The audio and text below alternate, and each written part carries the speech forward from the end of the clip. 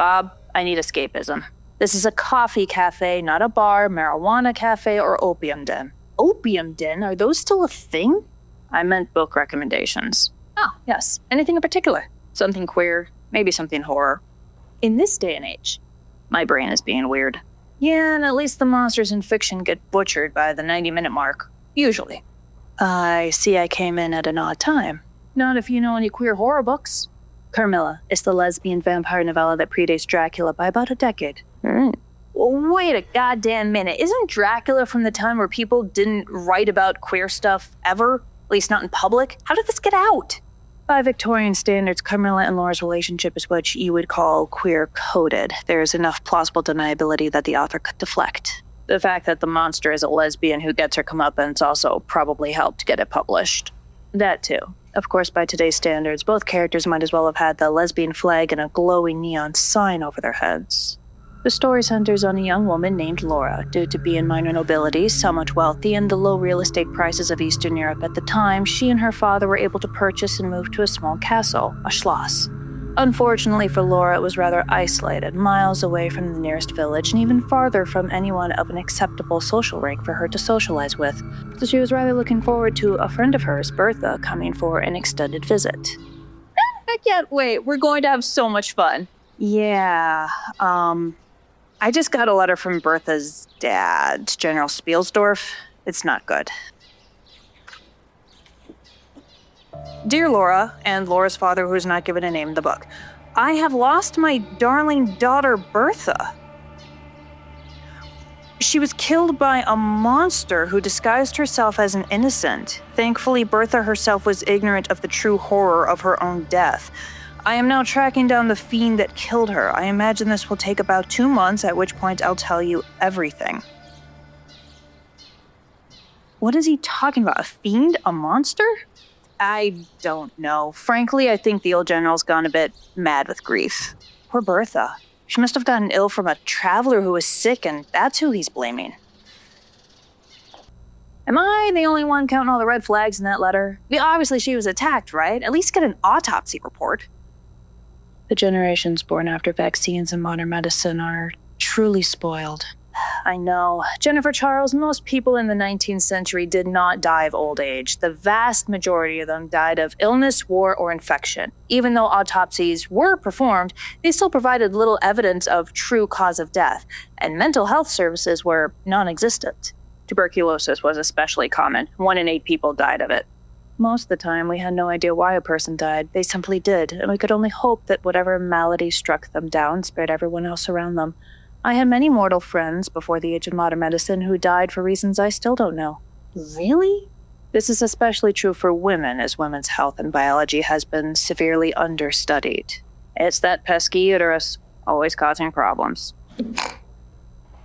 After receiving the letter, Laura and her father saw a carriage going down the road. It crashed, and they rushed to help. Oh my goodness, are you okay? Who's hurt? No one, thank goodness. Although my daughter's had quite a fright, I do believe she's fainted. Yeah, I'd probably do the same. Wow, not a scratch on anyone, that's lucky. Where are you going in such a hurry? I unfortunately cannot tell you. It's a family matter of utmost importance and secrecy. You understand how that is, but I would travel so much faster if I didn't have to bring my daughter. At least then, if the carriage tips over again, I'm the only one who dies. I would have rather left her at home, as I'm sure you would. Your daughter looks about the same age as mine. Yeah, traveling is pretty dangerous. Well, I see from your clothes and accent that you're at least somewhat wealthy and gentlemanly, and therefore, by the rules of Victorian honor, I can trust you implicitly. I need you to watch over my daughter until my business is finished in 2 to 3 months. I get a friend after all? Sure. Yeah. Excellent. Oh, look at that! The wagon wheels have already been replaced. Ta-ta! Yeah, that's a setup. It is? Oh, it's classic. You need to ingratiate yourself to a mark that you're going to rob or kill or whatever. One of the best ways to do that is to make it seem like they're doing you the favor.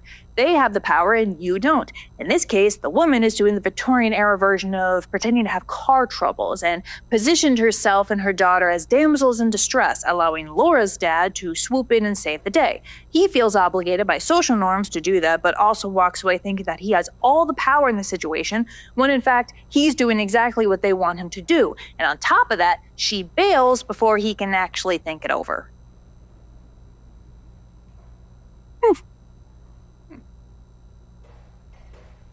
I've been to jail. You learn a lot about this stuff. So you do. Well, the mother and servants left in the carriage, leaving her daughter in the care of Laura and her father, and she quickly came to and was told of the situation. Oh, woe is me. But I suppose it could be worse, and I'm so grateful to be here. I'm Carmilla. Thank you for inviting me into your home. Oh, of course. This is your room for the next few months. The doctor said that while you seem to be uninjured, he still wants a maid to sit with you while you sleep, just in case. Oh, no, I can never get any sleep while someone else is in the room. And besides, I always lock my bedroom door for fear of robbers. I'd rather not be disturbed at night. Okay, if you're sure. Days turned to weeks, and Carmilla and Laura were inseparable, despite the mystery surrounding the guest. Laura tried several times to ask Carmilla about her past, but she always dodged the question, stating only that her name was Carmilla and she came from minor nobility in the area. As this was Eastern Europe, that wasn't unusual, as there were hundreds of such families. About a month into Carmilla's stay, a funeral procession passed by the castle. Ugh, I hate funerals. I don't think anyone is supposed to enjoy them. This must be for that peasant girl. Who? You know, the one who died yesterday? She spent the last 2 weeks saying that she saw a ghost and got sicker and sicker. Ghost? Also, there was the swineherd's wife who died last week, saying that she thought something had strangled her in bed. Strangling? Come on. I hope it's not the plague.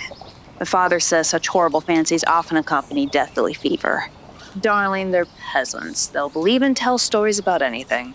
A while later, Laura received a few items from her dead mother's side of the family, most notably portraits of the long-dead Karnstein family. The what Steens? The Karnsteins. They were an ancient noble house that went extinct a long time ago. My mother descended from them. Fun fact, their castle is only a few miles from here by that abandoned village. It's an absolute ruin. No one lives there anymore. Oh my God. Oh? Look at this portrait. The inscription says it's a portrait of Mircalla, Countess Karnstein, dated 1698. This is uncanny. It looks just like you, Carmilla, down to the mole on your neck. Huh. Well, I suppose I must be descended from these Karnsteins. I carry the family look. That or you're a vampire. Well, since I don't have a portrait of you, I'll hang this in my bedroom. You're so sweet, darling. I live in you, and you would die for me. I love you so. Red flag. There are several. I'm skipping over a few scenes for the sake of time. And for the sake of our poor video editor. Needless to say, things continue to get stranger over the next several weeks, even as Laura falls more deeply in love with Carmilla. Laura becomes plagued with nightmares and also grows languid and fatigued, almost feverish.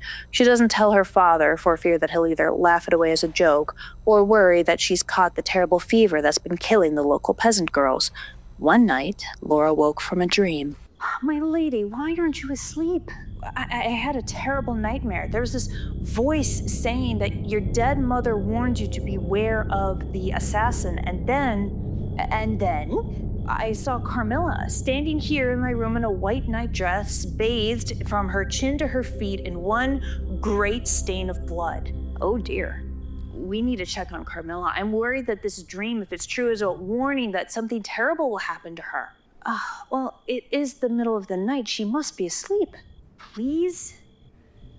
Very well. My lady Carmilla? Lady Carmilla? Carmilla? It's me. I need to talk to you real quick. Do we have a spare key?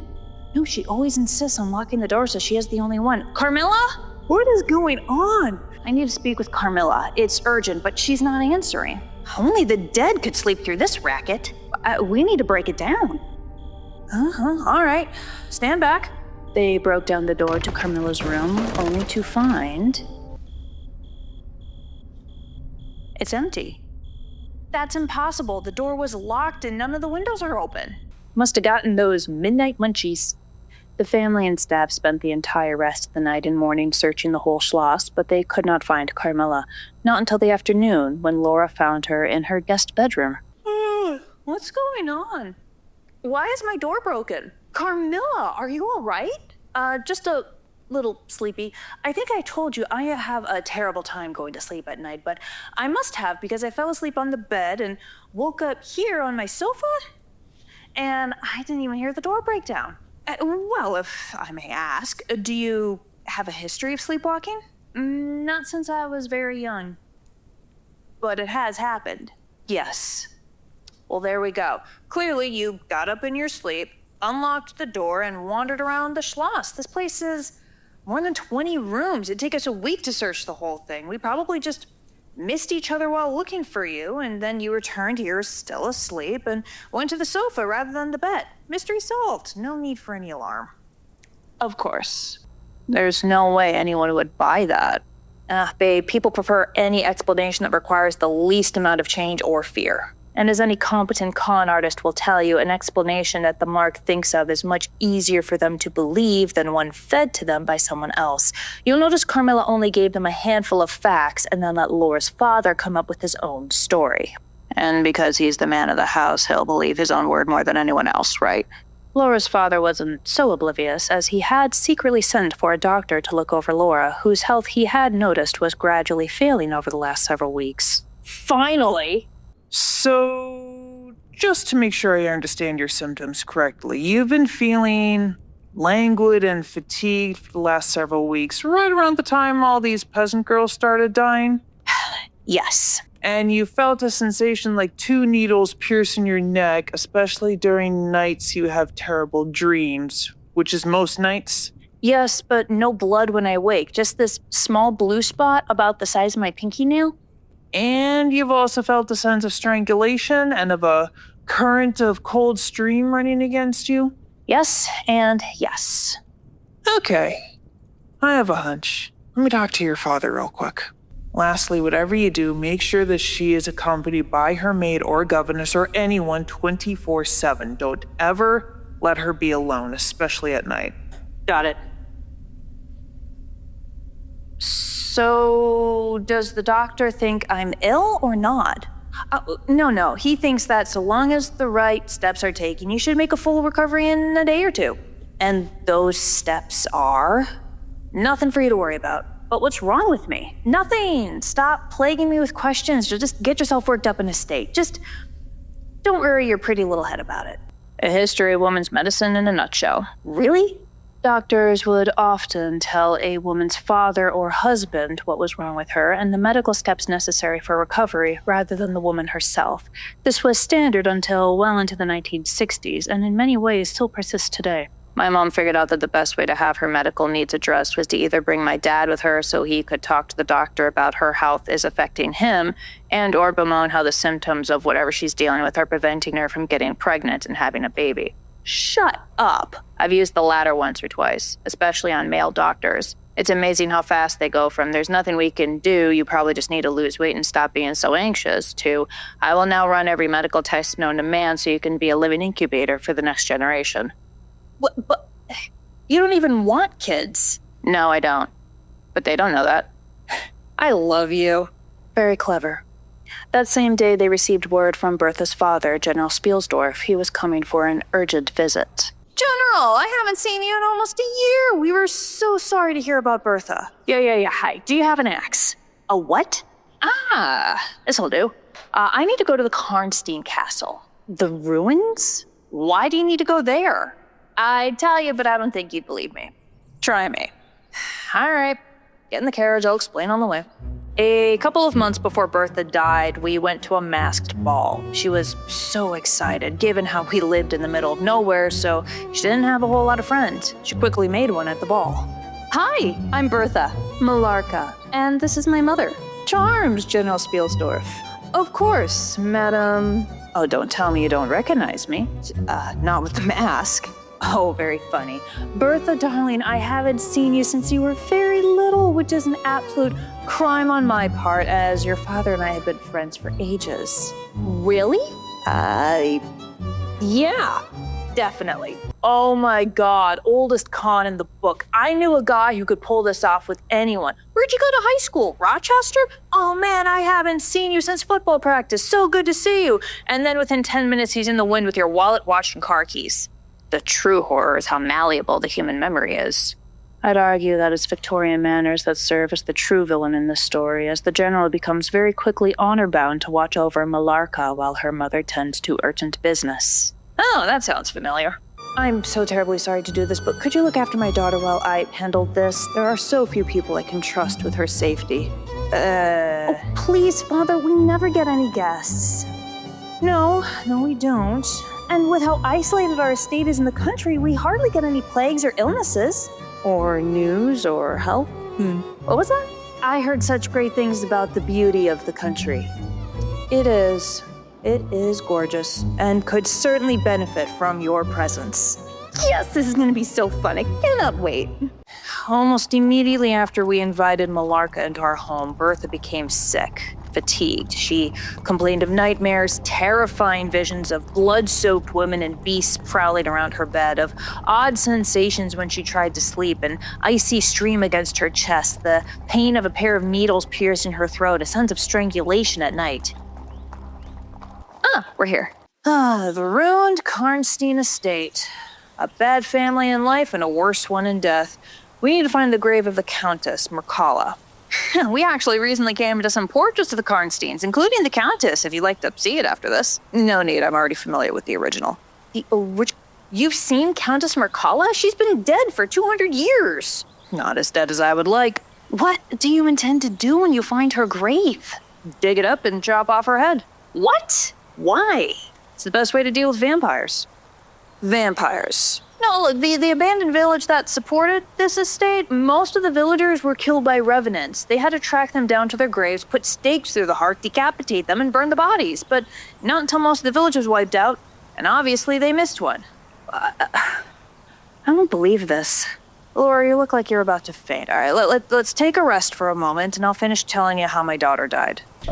I feel fine, Dad, just very tired. Look, I know the previous doctor wasn't able to help, so I've called in a second. Yeah, 2 needle pokes on the neck? Cool. General, a word? What's going on? Look, I don't want to alarm you or make you think that I'm a quack, but your daughter is not suffering from a natural disease, and death is only a day or 2 away. What are you talking about? What are you doing to help? I'm gonna write to a priest. A priest? For last rites? No, for protection. Believe it or not, he has a higher chance of saving your daughter than I do. I'll write a letter for you to deliver. Do not read it. Just let the priest do all the work. Right.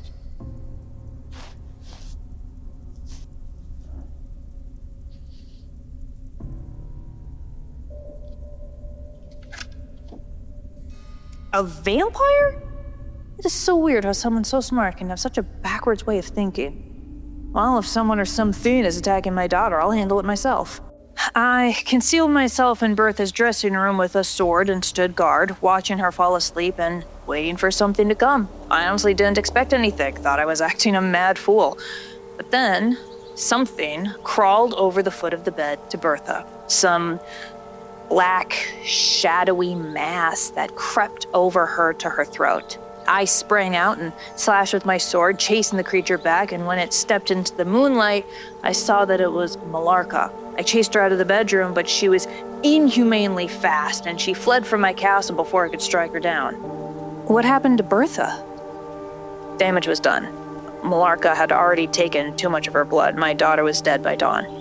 Okay, so this Countess Mircalla, aka Mallarka, great secret identity, has been drinking the blood of women for the last 200 years to sustain herself, and she's been sneaking into my own home to do that to my daughter? I believe so, yes. But I've never seen any undead creature or Countess Mircalla. The only person we've invited to our house is— Good evening! Fine day for a stroll, huh? Hi, Carmilla. You! Eep. Shock. Horror. Not at all predictable. I think it was less of a plot twist and more of a final, fatal reveal of what the audience has been dreading since the start of the story. Victorians were good at that. The general attempted to use the axe on Carmilla then and there, but she blocked his attack, made him drop the axe, and disappeared into the ruins. I don't understand. Most of the other women who died did so within days, maybe a week or two. Carmilla's been with us for 2 months. Why would she be drawing out like death for so long? Well, as an undead abomination, vampires have a very twisted idea of love. Sometimes they become fascinated with their victim and wish to keep them alive as long as possible while still feasting on them, perhaps even turn them into an undead creature like themselves. What a horrible girlfriend. Sorry? Girlfriend. Friend who is a girl, obviously. This is a conundrum that has haunted the queer community for a long time. Since Western colonialism, often the only way we got representation is through villains and monsters. Carmilla is allowed to be a lesbian because she's a vampire looking to turn her girlfriend into her next meal, or into a monster like herself. But if she were a hero, she'd be straight, or at least end up in a straight relationship. But while this is a very negative portrayal of queerness, it's also the only mainstream representation we've had for the last few centuries, forcing us to decide whether monstrous and villainous representation is better than none at all. Huh. Is that why I've always liked the monsters in horror movies more than the idiots they kill? Most likely, yes.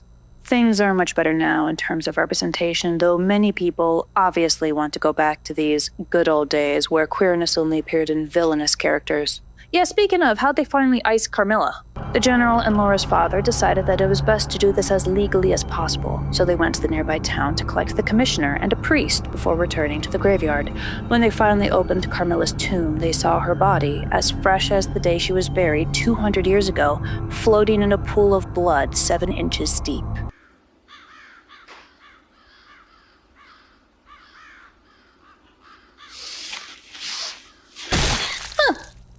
Well, that was easy. Victorian horror stories tend to rely more on slow dread, but once the horror is revealed, it's fairly easy to conquer. Knowledge is power. Good story. Thank you. It's rather short, too, a mere novella, but still, I had to skip over a few scenes and bits of foreshadowing.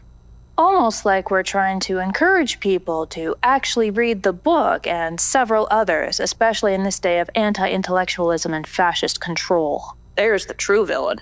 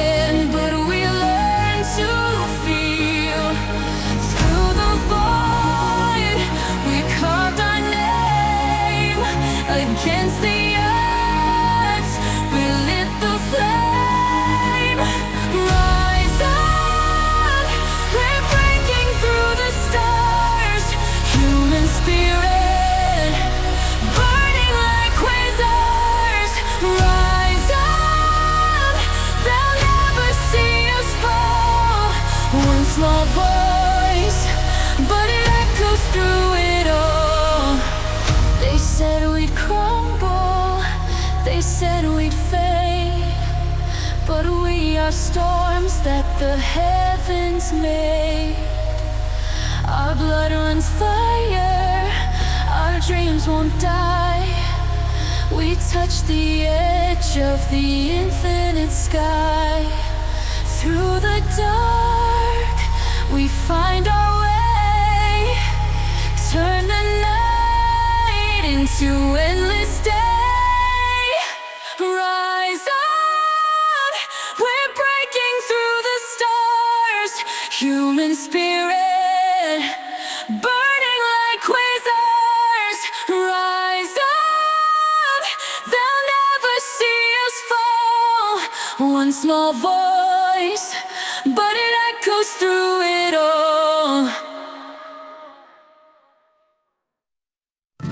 In the shadows where the night is young, whispered secrets where the tales begun, moonlit realms where fantasies rise, eyes that see through crooked skies, glimmering paths where the willows weep, lost in dreams that we secretly keep, echoes of laughter turn into sighs, searching for truths in shadowy ties. Oh, the strange sight in the midnight haze, where the fairies dance in their timeless days. Mystery weaves in the silver skies, witness the strange sight uprise. Soft tears fall from the twilight's yawn, winds that mourn for the dreams long gone. The silent wings through the midnight blue, secrets told by the foggy skies, glimmering paths where the willows weep, lost in dreams that we secretly keep, echoes of laughter turn into sighs, searching for truths in shadowy ties. Oh, the strange sight in the midnight haze, where the fairies dance in their timeless days. Mystery weaves in the silver skies, witness the strange sight uprise. Oh, the strange sight in the midnight haze, where the fairies dance in their timeless days. Mystery weaves in the silver skies, witness the strange sight uprise. Oh, the strange sight in the midnight haze, where the fairies dance in their timeless maze. Mystery weaves in the silver skies, witness the strange sight uprise.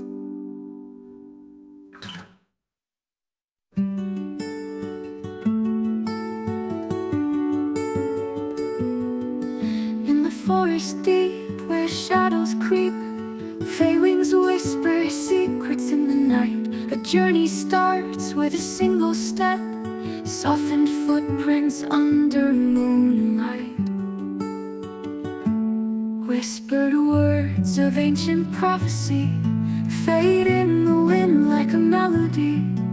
She walks the path with courage fierce, through tanglewood she will pierce. She's a daughter of the stars, breaking chains and healing scars. A prophecy in every heartbeat, in her strength fate's true deceit. Dancing with shadows of the moon, her spirit rises with a tune. Every turn a story told, in a world she's fate to hold.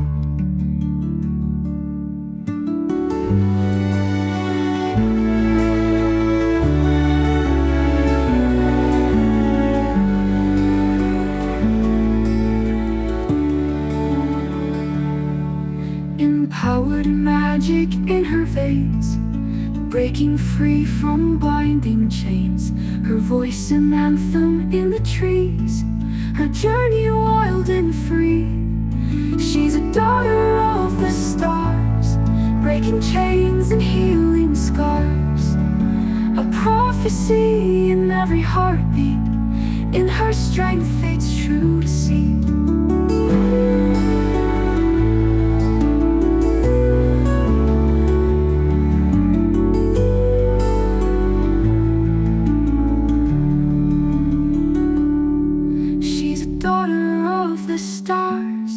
Breaking chains and healing scars.